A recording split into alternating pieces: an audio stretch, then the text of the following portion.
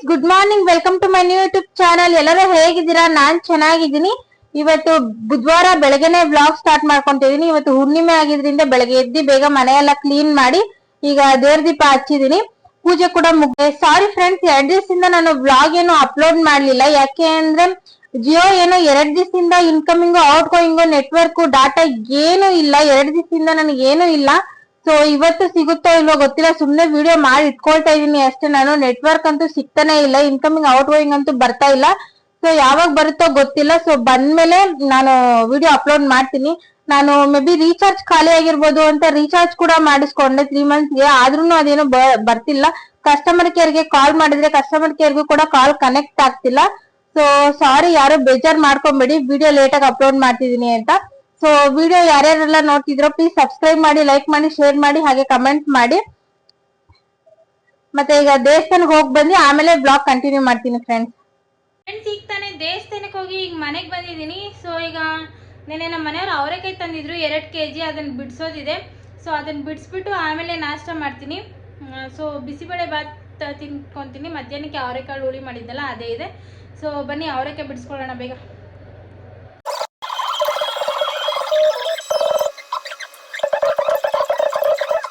Friends, ಈಗ ಮತ್ತೆ ಸಂಜೆ ಮೇಲೆಯಿಂದ ಬ್ಲಾಗ್ ಸ್ಟಾರ್ಟ್ ಮಾಡ್ಕೊಂತ ಇದೀನಿ.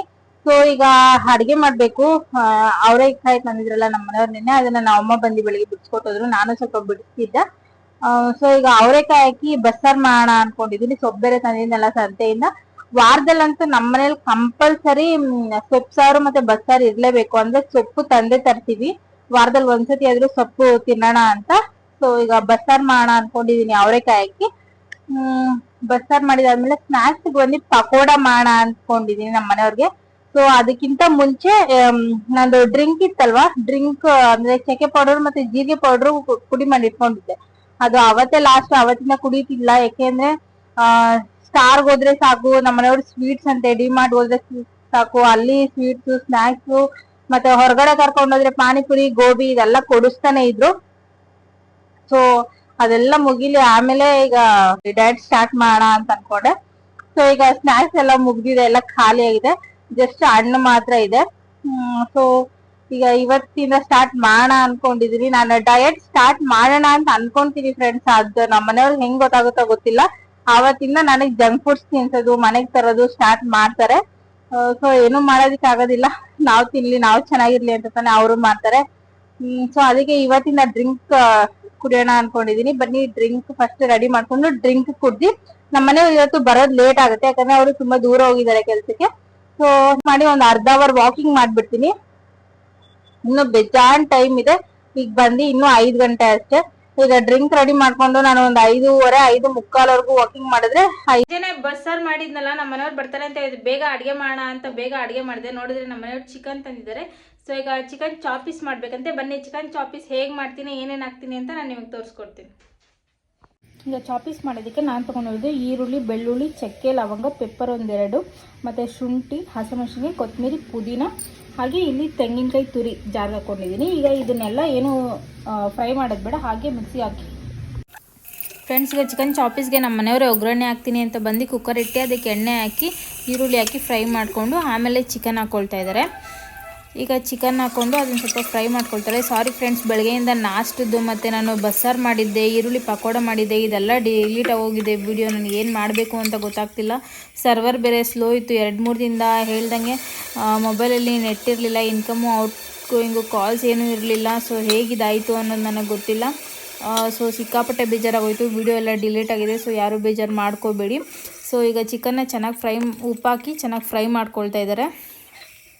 ಈಗ ಫ್ರೈ ಮಾಡ್ಕೊಂಡಾದ್ಮೇಲೆ ಅದು ಮಸಾಲೆ ರುಬ್ಕೊಂಡಿದ್ನಲ್ಲ, ಆ ಮಸಾಲೆ ಎಲ್ಲ ಹಾಕ್ತಾಯಿದ್ದೀನಿ.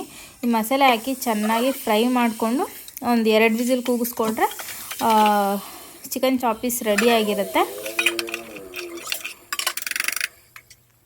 ಈಗ ಇದನ್ನು ಚೆನ್ನಾಗಿ ಫ್ರೈ ಮಾಡ್ಕೊಳ್ಬೇಕು. ನಾವು ಹಸಿ ವಾಸನೆ ಹೋಗೋಕ್ಕೆ ಮುಂಚೆನೇ ಫ್ರೈ ಮಾಡಿರಲ್ವಲ್ಲ, ಒಂದು 2-3 ನಿಮಿಷ ಹಾಗೆ ಹಸಿ ಸ್ಮೆಲ್ ಹೋಗೋವರೆಗೂ ಫ್ರೈ ಮಾಡಬೇಕು. ಸೈಡಲ್ಲೆಲ್ಲ ಎಣ್ಣೆ ಬೀಳೋ ಥರ ಇರುತ್ತೆ. ಇದು ಜಾಸ್ತಿ ನೀರು ಹಾಕಿ ಮಾಡ್ಕೊಳ್ಬಾರ್ದು, ಗ್ರೇವಿ ಥರನೇ ಮಾಡ್ಕೊಳ್ಬೇಕು. ನೋಡಿ ಎಷ್ಟು ಚೆನ್ನಾಗಾಗಿದೆ. ಇದನ್ನು ಇನ್ನೂ ಕುದಿಸ್ಕೊಳ್ತೀನಿ. ಕುದಿಸ್ಕೊಂಡಾದ್ಮೇಲೆ ಇದು ಗಟ್ಟಿ ಆಗುತ್ತೆ. ಸೊ ಚಿಕನ್ ಚಾಪೀಸ್ ರೆಡಿಯಾಗಿದೆ, ನೀವು ಟ್ರೈ ಮಾಡಿ. ಸೊ ಫ್ರೆಂಡ್ಸ್, ಚಿಕನ್ ಜೊತೆ ನಮ್ಮ ಮನೆಯವರು ಮಸಾಲೆ ಪುಡಿ ಕೂಡ ತಂದ್ಕೊಟ್ಟಿದ್ದಾರೆ. ಸಾಯಂಕಾಲ ನಾನೇ ಹೇಳಿದೆ ಮಸಾಲೆ ಪುರಿ ತಿನ್ಬೇಕನ್ನಿಸ್ತಾ ಇದೆ ಅಂತ. ಸೊ ಅದಕ್ಕೆ ತಂದ್ಕೊಟ್ಟಿದ್ದಾರೆ. ಬನ್ನಿ ಈಗ ನಮ್ಮ ಮನೆಯವರು ಆಲ್ರೆಡಿ ಚಿಕನ್ ಮಾಡ್ತಾಯಿದ್ದಾರೆ ನೋಡಿ. ಅವ್ರ ಕಿಚನಲ್ಲಿ ಚಿಕನ್ ಮಾಡ್ತಾಯಿದ್ದಾರೆ, ನಾನಿಲ್ಲಿ ಮಸಾಲೆ ಪುರಿ ತಿಂತಾಯಿದ್ದೀನಿ. ಸೊ ತಿಂದ್ಬಿಟ್ಟು ನಮ್ಮ ಮನೆಯವ್ರು ಏನು ಮಾಡಿದ್ದಾರೆ ಅಂತ ಆಮೇಲೆ ತೋರಿಸ್ತೀನಿ ನಿಮಗೆ. ಫ್ರೆಂಡ್ಸ್, ನಾನು ಮಸಾಲೆ ಪುರಿ ತಿನ್ಕೊಂಬರೋಷ್ಟರಲ್ಲಿ ನಮ್ಮ ಮನೆಯವರು ಚಿಕನ್ ಫ್ರೈ ಮಾಡ್ತಾಯಿದ್ದಾರೆ. ಸೊ ಟೇಸ್ಟ್ ಅಂತೂ ಸೂಪರ್ ಆಗುತ್ತೆ, ಯಾಕಂದರೆ ಸ್ಮೆಲ್ಲೇ ಗಮ್ ಅಂತ ಇದೆ. ಸೊ ಸ್ಮೆಲ್ಲಿಂದ ಹೇಳ್ತಾ ಇದ್ದೀನಿ, ಟೇಸ್ಟ್ ಅಂತೂ ಸೂಪರ್ ಆಗಿರುತ್ತೆ. ನೋಡೋಣ, ಇವತ್ತು ಭರ್ಜರಿ ಊಟ. ಬಸ್ಸಾರು, ಅನ್ನ, ಚಾಪಿಸು, ಚಿಕನ್ ಫ್ರೈ ಇಷ್ಟೊಂದಿದೆ, ಯಾವಾಗ ಖಾಲಿ ಆಗುತ್ತೆ ಗೊತ್ತಿಲ್ಲ. ಫ್ರೆಂಡ್ಸ್, ನೋಡಿದ್ರಲ್ಲ ಚಿಕನ್ ಚಾಪಿಸು ಮತ್ತು ಚಿಕನ್ ಫ್ರೈ ಸೂಪರ್ ಆಗಿತ್ತು. ಅದಕ್ಕೆ ಮುದ್ದೆ ಮಾಡ್ಕೊಂಡಿದ್ವಿ, ತುಂಬ ಚೆನ್ನಾಗಿತ್ತು. ನೀವು ಟ್ರೈ ಮಾಡಿ. ಚಿಕನ್ ಚಾಪಿಸ್ ಅಂತೂ ಮಾಡೋದು ತುಂಬ ಈಸಿ, ಟೇಸ್ಟ್ ಕೂಡ ತುಂಬ ಚೆನ್ನಾಗಿರುತ್ತೆ, ಸ್ಮೆಲ್ ಕೂಡ ಗಮ್ ಅಂತ ಇದೆ. ಈಗಲೂ ಎಲ್ಲರದು ಊಟ ಆಯಿತು. ಸೊ ನಾನು ತಿಂದಿಲ್ಲ ಊಟ, ಮಸಾಲೆ ಪುರಿ ತಿಂದಿದ್ದೀನಿ. ನಮ್ಮ ಮನೆಯವ್ರು ಮಾತ್ರ ಒಂದು 2 ತುತ್ತು ತಿನ್ಸಿದ್ರು ಅಷ್ಟೇ. ಸೊ ಈಗ ಈ ವ್ಲಾಗ್ ಇಲ್ಲಿಗೆ ಎಂಡ್ ಮಾಡ್ತಿದ್ದೀನಿ. ಪ್ಲೀಸ್ ಯಾರ್ಯಾರೆಲ್ಲ ವಿಡಿಯೋ ನೋಡ್ತಿದ್ರು ಪ್ಲೀಸ್ ಸಬ್ಸ್ಕ್ರೈಬ್ ಮಾಡಿ, ಲೈಕ್ ಮಾಡಿ, ಶೇರ್ ಮಾಡಿ, ಹಾಗೆ ಕಮೆಂಟ್ ಮಾಡಿ. ಮತ್ತು ಇಲ್ಲಿವರೆಗೂ ವಿಡಿಯೋ ನೋಡಿ ಸಪೋರ್ಟ್ ಮಾಡ್ತಿರೋರು ಎಲ್ಲರಿಗೂ ಥ್ಯಾಂಕ್ ಯು ಸೋ ಮಚ್.